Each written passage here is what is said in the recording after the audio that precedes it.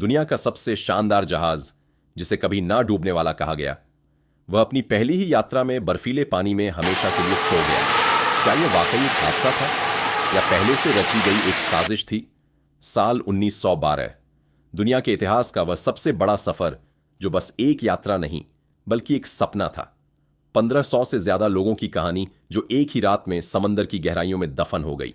लेकिन क्या यह सिर्फ एक हादसा था या इसके पीछे एक ऐसी साजिश थी जो 112 साल बाद भी हमें परेशान करती है? टाइटैनिक, जिसका नाम ही शक्ति और शान का प्रतीक था, इसे व्हाइट स्टार लाइन कंपनी ने बनाया था। यह उस समय का सबसे बड़ा और सबसे लग्जरी जहाज था। इसके अंदर स्विमिंग पूल से लेकर जिम और स्क्वैश कोर्ट तक सब कुछ था। इसे अनसिंकेबल यानी अडोब ने योग्य कहा गया था। लोगों का मानना था कि कोई भी शक्ति इसे नहीं डुबा सकती।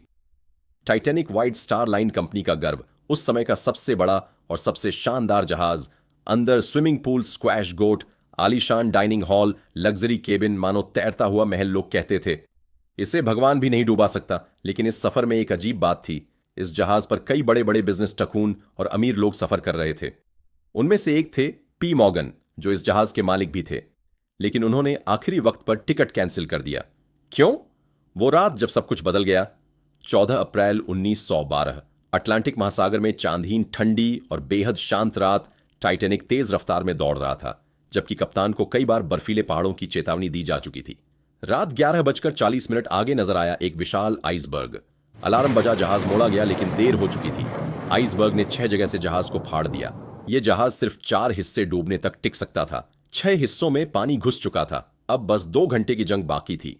जिंदगी और मौत के बीच यह वह मोड़ है जो कहानी को रहस्य में बदल देता है। क्या आप जानते हैं कि टाइटैनिक का एक जुड़वा भाई भी था? उसका नाम था आरएमएस ओलंपिक। 1911 में ओलंपिक एक और जहाज से टकराकर बुरी तरह क्षतिग्रस्त हो गया था। मरम्मत में करोड़ों का खर्च आता और कंपनी की हालत खराब थी। यहीं से शुरू होती है बीमा घोटाले की थ्योरी। कहा जाता है कंपनी ने दोनों जहाजों को बदल दिया। लोगों को लगा कि वे नए टाइटैनिक में सफर कर रहे हैं, लेकिन असल में वह पुराना डैमेज हो चुका ओलंपिक था। योजना थी उसे डुबोकर इंश्योरेंस का पैसा वसूलना। और सुनिए, जेपी मॉर्गन ने सफर रद्द किया, लेकिन उनके 3 बड़े बिजनेस राइवल उसी यात्रा में सवार थे। तीनों उसी रात मर गए। टक्कर के बाद जहाज में अफरा तफरी मच गई। लाइफ बोट कम थी और कई आधी खाली रवाना हो गई। पहले अमीर यात्रियों को बचाया गया, जबकि सैकड़ों गरीब प्रवासी निचले डेक में फंसे रहे। दरवाजे बंद कर दिए गए। जहाज का म्यूजिक बैंड आखिरी सांस तक बजता रहा ताकि लोग घबराए नहीं। कप्तान स्मिथ ने भी जहाज के साथ डूबना चूना। राहत जहाज आरएमएस कारपेथिया ने सिर्फ 705 लोगों को बचाया। बाकी 1500 से ज्यादा लोग ठंडे पानी में जमकर मर गए।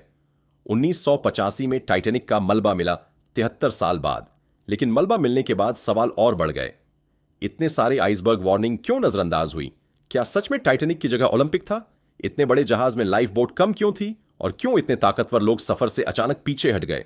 कुछ गोताखोर दावा करते हैं जहाज के कुछ हिस्से गायब हैं, शायद सबूत छुपाने के लिए।